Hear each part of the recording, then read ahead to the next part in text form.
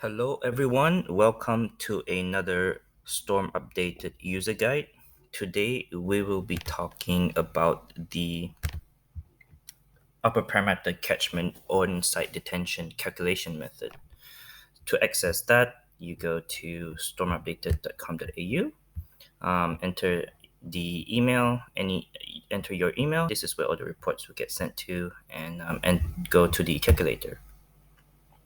So once you enter the calculator, um, we will look for our project location for the upper parameter catchment method. It is available in certain regions in New South Wales. So if you're doing a project in one of those regions, the method will show up. One example would be Parramatta City Council in New South Wales. Click on that and identify the project location and start modeling. So this will load up the parameters for that particular address. You would have options for water quality. You can model both and include the WASCERT as well as the on-site detention results in the same report, or you can disable water quality and create an on-site detention report only. Now enter the site details here as usual in Storm Updated, and we are good to go. Most important thing to note about this method is that you would require these four basic OSD parameters.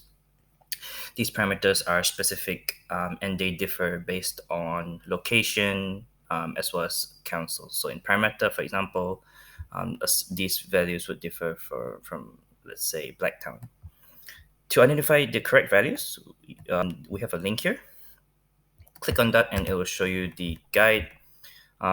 We make it pretty straightforward. Everything in this guide is based off the upper parameter catchment methods. So there's nothing new here. This is based on documented methods and examples already.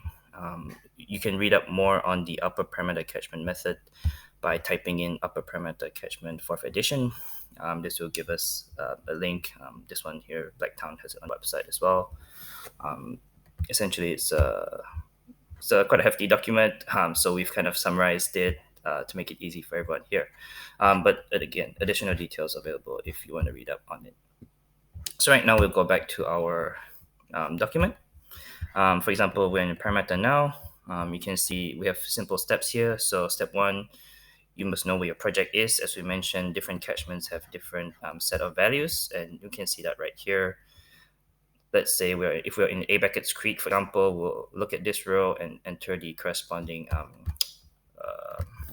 parameters as such over here, etc.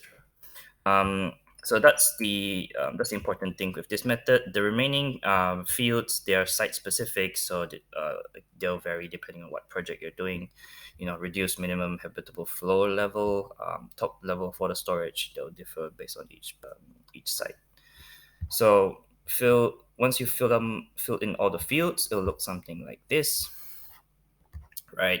These values are based on my catchment here. I believe we chose Clay Cliff as the method example site. So 40, 246, 40, 246, 150, 386.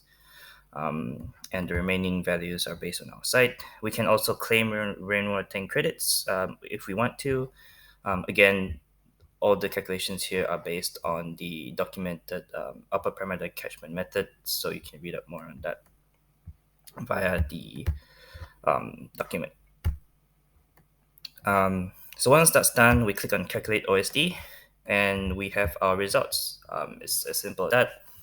Choose the type of tank we will be using for the storage. Over here, we've done below ground tank.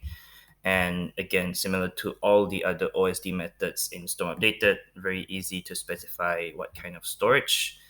Makes it easy for council to understand what kind of storage is being recommended on site. We can go for in situ in this situation. Just click on in situ concrete and you're ready to go. So once everything is done, just click on the Storm Updated report and it will get sent to your email.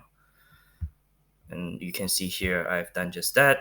If you click on it, It's a PDF, so very easily attached to any DAs or even stormwater management plans as well. Again, site details. We have all the intermediate calculations here, as well as the storage and permissible site discharges allowed. So there you have it, guys. The upper parameter catchment method.